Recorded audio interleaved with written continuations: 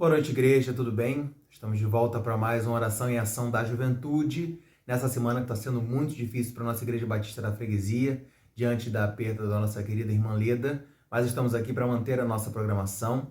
Tivemos ontem nossa oração em ação de estudo bíblico e hoje teremos também nossa oração em ação da juventude com mais um convidado da nossa juventude para trazer a mensagem hoje. Antes disso, vamos lembrar sempre de orar pelos nossos profissionais de saúde, pelos nossos governantes, pelos nossos líderes das igrejas também, diante desse cenário em que há de se tomar decisões tão importantes nessa situação, e lembrar de orar também pelos nossos missionários que estão em campo, que estão acompanhando, as suas missões por aí afora, e que o Senhor possa guiá-los, possa cuidar deles diante desse desafio da Covid-19, Que outras pessoas não precisem passar pelo que a gente passou e que a gente tenha ciência de que Deus está no controle de todas essas coisas.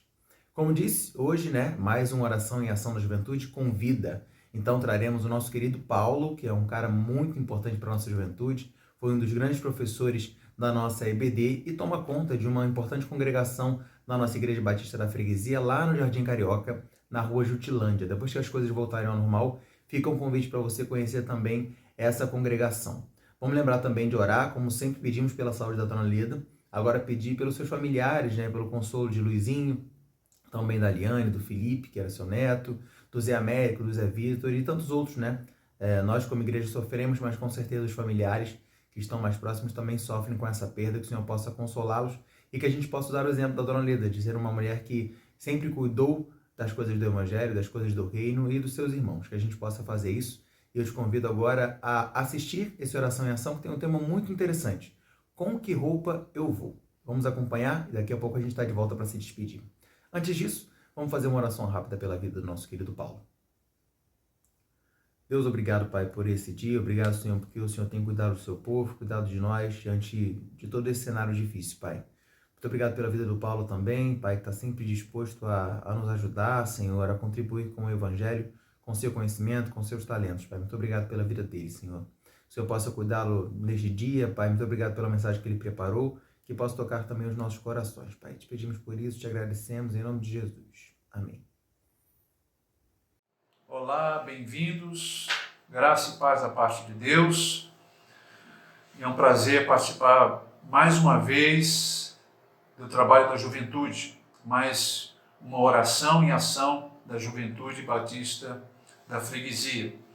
E sem mais delongas, eu gostaria que os irmãos abrissem suas Bíblias na carta aos Efésios, carta do apóstolo Paulo, foi escrita da prisão em Roma, Efésios capítulo 4, a partir do versículo 22 até o capítulo 5, versículo 2. Então, a carta aos Efésios, capítulo 4, a partir do versículo 22 até o capítulo 5, versículo 2. Nós vamos trabalhar a partir do versículo 25, mas é necessário ler os versículos 22 e 23 para entendermos mais ou menos aqui o contexto.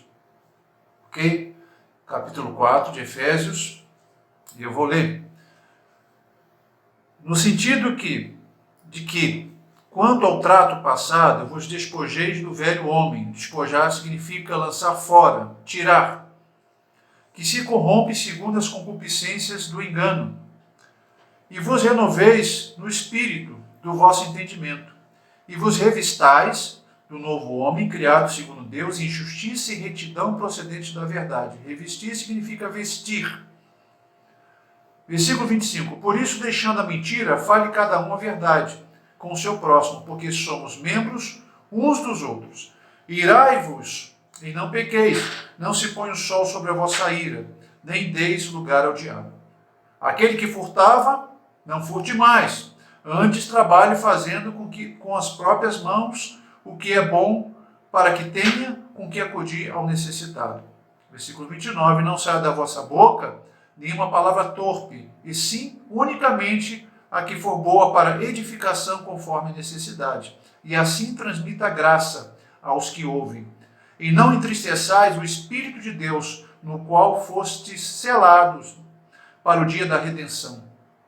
Longe de vós toda amargura e cólera, e ira, e gritaria, e blasfêmias, e bem assim toda malícia. Antes, sede uns para com os outros benignos, compassivos, perdoando-vos uns aos outros, como também Deus em Cristo vos perdoou. Capítulo 5, versículo 1 e 2. Sede, pois, imitadores de Deus como filhos amados, e andai em amor, como também Cristo nos amou e se entregou a si mesmo por nós, como oferta e sacrifício a Deus em aroma suave. Que o Espírito Santo ilumine os nossos corações para que venhamos compreender a vontade de Deus, a orientação de Deus para a igreja hoje.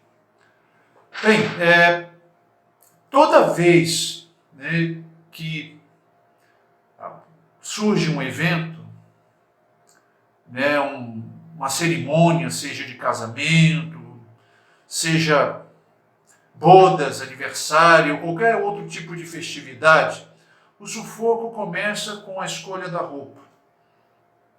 Com que roupa eu vou? Para o homem, é fácil porque o homem ele veste o básico.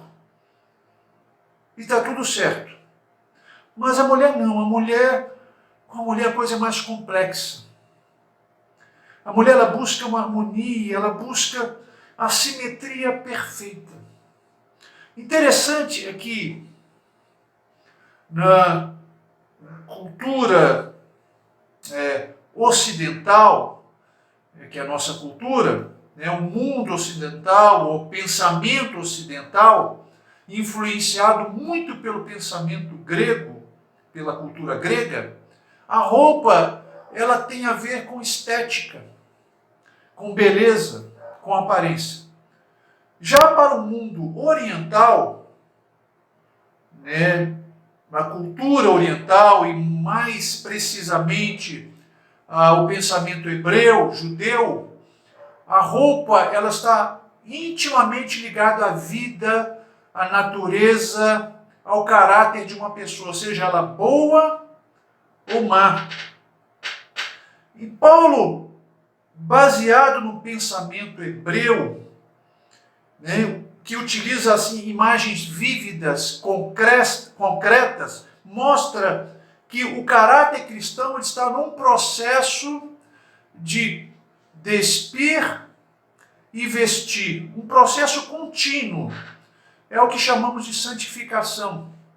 E a finalidade última, o objetivo primaz da santificação, segundo o texto, é a semelhança de Cristo.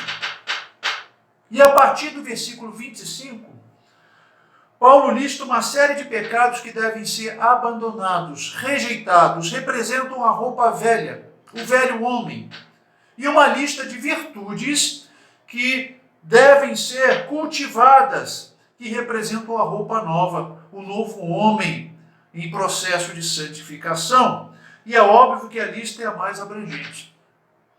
E nós vamos ler agora o versículo 25, e saber que roupas são essas que precisam ser jogadas fora. E ele fala aqui, nós estamos num processo contínuo de despir e vestir. E versículo 25 ele diz: por isso, deixando a mentira, fale cada um a verdade com o seu próximo, porque somos membros uns dos outros.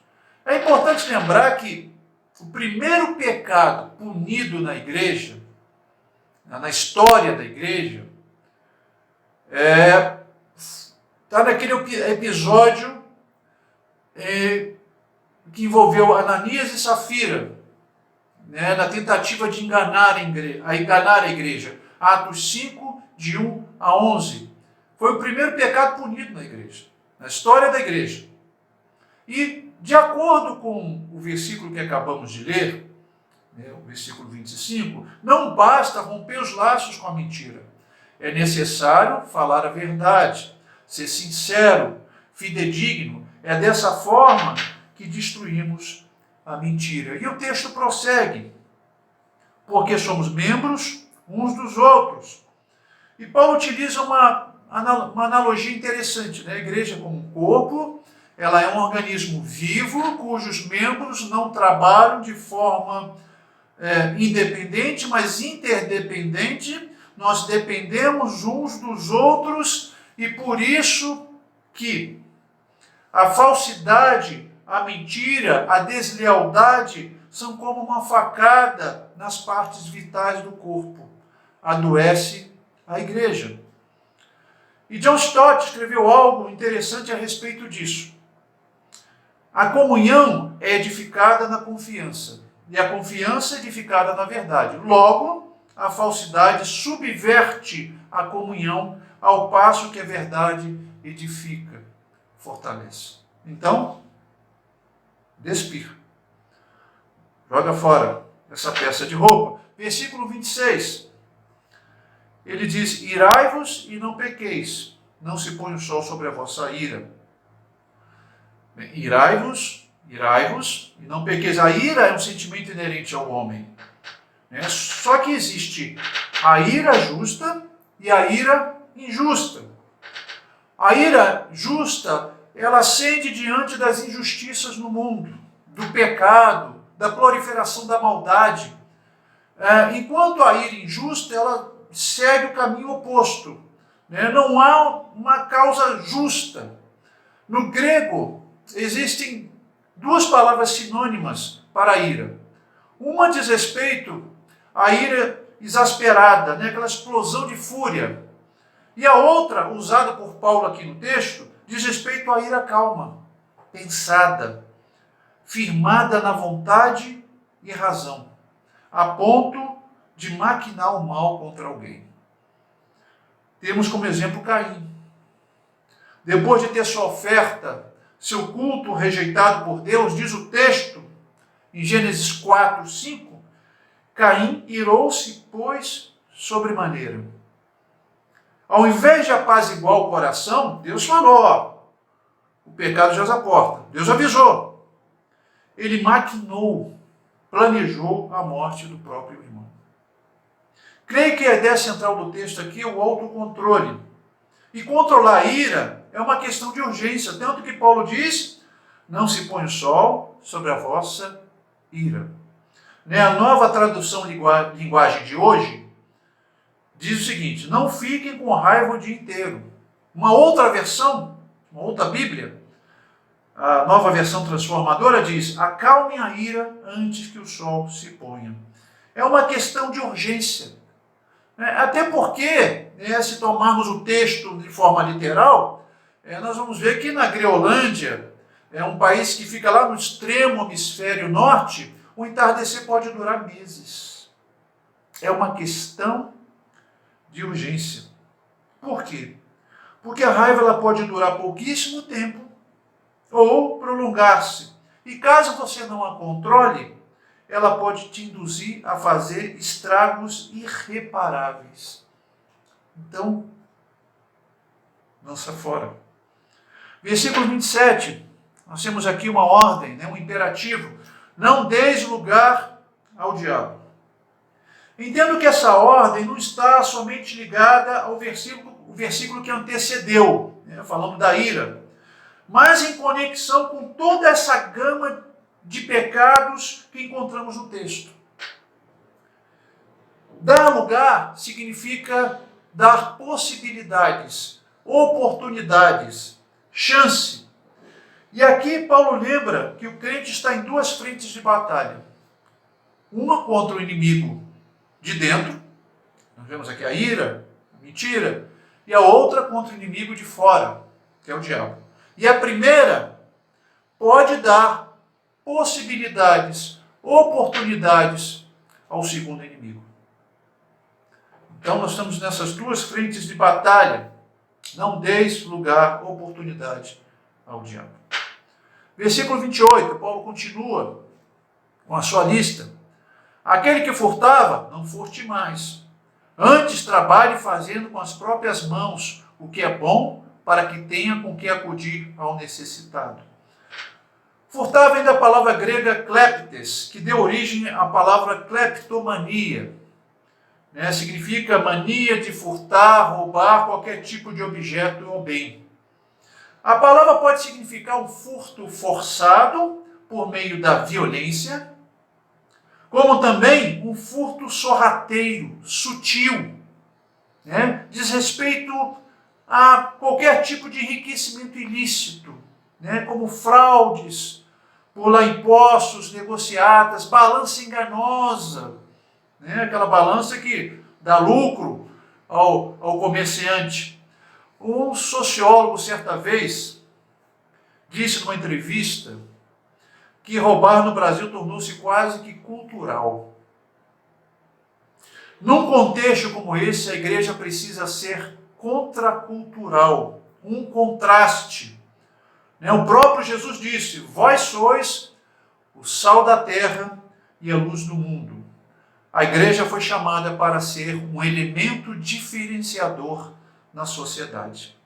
E segundo o texto, não basta fazer tudo dentro da legalidade, trabalhar honestamente. O crente deve ser generoso, pensar no outro. É isso que diz o texto? Com que acudir ao necessitado, converter o bolso. Paulo não está tratando apenas da desonestidade, como também do egoísmo. Então, precisa se lançar no fogo. Versículo 29. Não saia da vossa boca nenhuma palavra torpe, e sim unicamente a que for boa para edificação conforme a necessidade, e assim transmita a graça aos que ouvem. Jesus ensinou que o coração transborda pela boca. A boca fala do que está cheio o coração. Mateus 12, 34. Torpe diz respeito àquilo que é prejudicial por não ser saudável. É uma coisa prejudicial e faz mal. No contexto de Mateus 12, a mesma palavra, torpe, aqui, refere-se a um tipo de árvore que, por estar doente, produz um fruto ruim, sem gosto, amargo. Então, uma palavra torpe é uma palavra sem gosto, amarga. Uma palavra prejudicial, ruim, danosa, maléfica, causa tanto mal como um fruto podre. Depois Paulo apresenta aqui no mesmo versículo duas regras que o crente precisa seguir na hora de falar. Na hora de falar, precisa seguir essas regras. Eu acrescentei mais uma. Aí ficaram 3 regras. Paulo está dando 2, eu acrescentei uma, porque eu tirei de um outro texto. A primeira, olha o que o texto diz aqui. Não saia da vossa boca nenhuma palavra torpe, e sim unicamente a que for boa para edificação. A palavra é boa para edificação, ela é construtiva, visa o crescimento do irmão. Isso aqui é a primeira regra. Então, pense antes de falar. Segunda, diz o texto, conforme a necessidade. A palavra atende à necessidade do outro, corresponde à necessidade do ouvinte. Essa é a segunda regra. Corresponde à necessidade do ouvinte. E a terceira regra que eu acrescentei aqui, está em Provérbios 25, 11. Como maçãs em salvas de prata, assim é a palavra dita a seu tempo. Então, não basta saber o que falar, é necessário também saber o momento certo de falar. Porque se você não souber o momento certo de falar, a palavra pode ser danosa também. Ok? Se cada cristão atentar para essas regras, suas palavras transmitirão graça. É isso que Paulo está falando. Vai transmitir graça aos que ouvem. Fará bem aos que ouvem. Abençoará os que ouvem. Não significa que serão sempre palavras doces. Às vezes será uma palavra de repreensão, mas fará bem aos que ouvem. Transmitirá graça. Caso você sinta o desejo de falar, mas não sabe o que falar, ou o que você deseja falar não esteja dentro dessas regras, faça igual a Davi. Salmo 39, 1. Porém, mordaça a minha boca. Fique em silêncio. Fique em silêncio. Versículo 30. E não entristeçais o Espírito de Deus, no qual fostes selados para o dia da redenção. O pecado não apenas abre a porta ao nosso pior inimigo, como também entristece o nosso melhor amigo, o Espírito Santo. Segundo Martin Lloyd Jones, o homem precisa trazer a consciência que quando peca, não apenas transgride a lei de Deus, ou quebra a lei de Deus, tipo, eu fiz o que era mal aos olhos do Senhor. Mas o que realmente deve preocupá-lo é o desprezo ao amor. O propósito da vida de um cristão é o deleite de Deus, é o prazer de Deus, e não entristecer. Versículo 31. E eu vou do 31 até o capítulo 5, 1 e 2. Longe de vós toda amargura e cólera, e ira, e gritaria, e blasfêmias, e bem assim toda malícia. Antes, sede uns para com os outros benignos, compassivos, perdoando-vos uns aos outros, como também Deus em Cristo vos perdoou. Sede, pois, imitadores de Deus, como filhos amados, e andai em amor, como também Cristo nos amou, e se entregou a si mesmo por nós, como oferta e sacrifício a Deus em aroma suave. Longe de vós é uma atitude radical.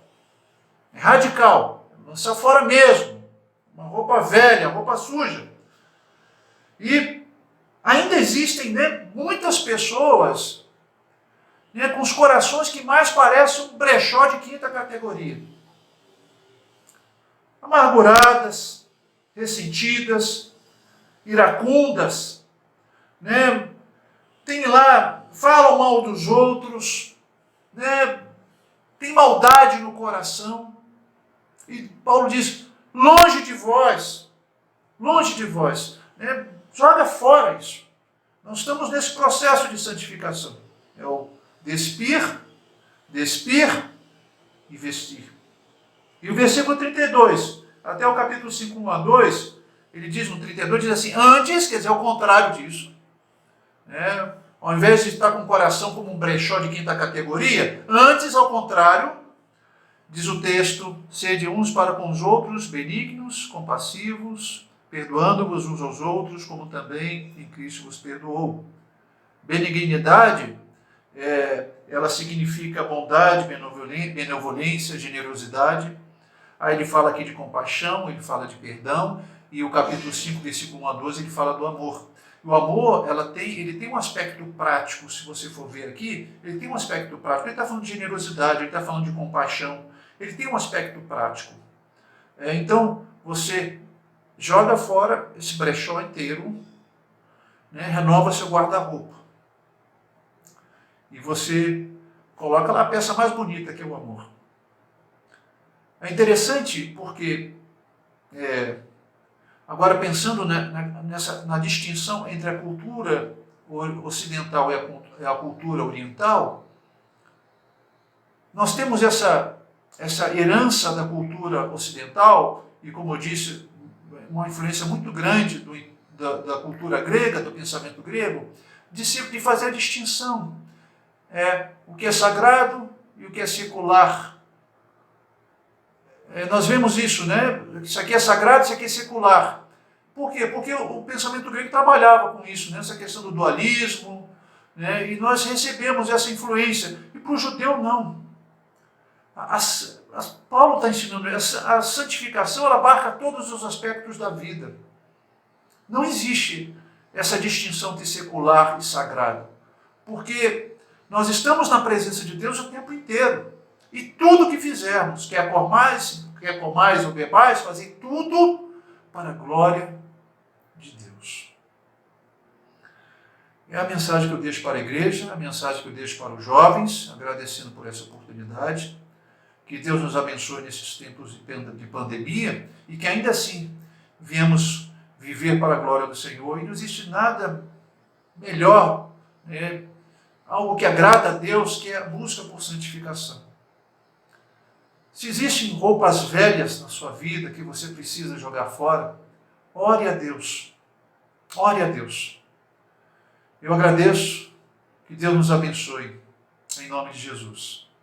Amém. Obrigado, Paulo. Que bênção ter essa mensagem nessa noite. Que Deus possa abençoar você, abençoar também a Regiane e toda a sua família. Você é bênção aqui e em qualquer lugar onde você vai, nós sabemos disso. Vamos orar então para encerrar a nossa oração em ação dessa noite. Pai, muito obrigado, Senhor. Muito obrigado pela vida do Paulo. Muito obrigado por essa oração, por essa mensagem que ele trouxe para nós nessa noite, Pai. Cuida da vida do teu servo, Senhor. Guia, Pai, ao que deve fazer, Senhor, diante de todo o conhecimento que ele tem na tua palavra, Pai. Muito obrigado porque o Senhor tem o capacitado todos os dias, Pai. Usa-o como teu servo, onde quer que ele vá, para que ele faça a tua vontade em todo o tempo, Senhor. Muito obrigado pelo convívio que nós temos, Senhor, pela contribuição dele nesta unidade do reino, aqui na freguesia, Pai, e que o Senhor possa conservá-lo por muitos e muitos anos também, Senhor. Te agradecemos por isso, Pai. Te peço também pela família da Dona Leda, Pai, de todos esses entes queridos que estão sofrendo a perda dela, Pai.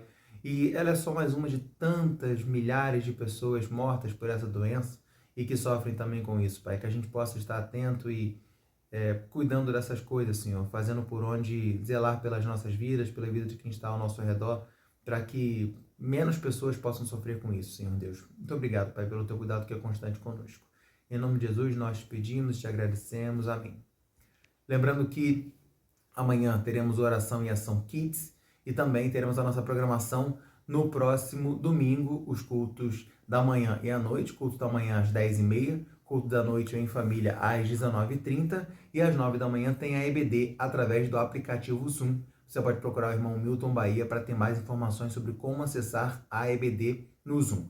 A gravação do nosso culto acontece aos sábados, a partir das 10 da manhã. Você está muito convidado a acompanhar a gravação. Para isso você precisa se inscrever na Secretaria da Igreja. O número é 3283-6047 ou 3283-6048. Segundas, quartas e sextas, você fala com a Kátia e se inscreve para participar com a gente, tá bom? Você vai ser muito bem-vindo e vai ser uma bênção. Até mais!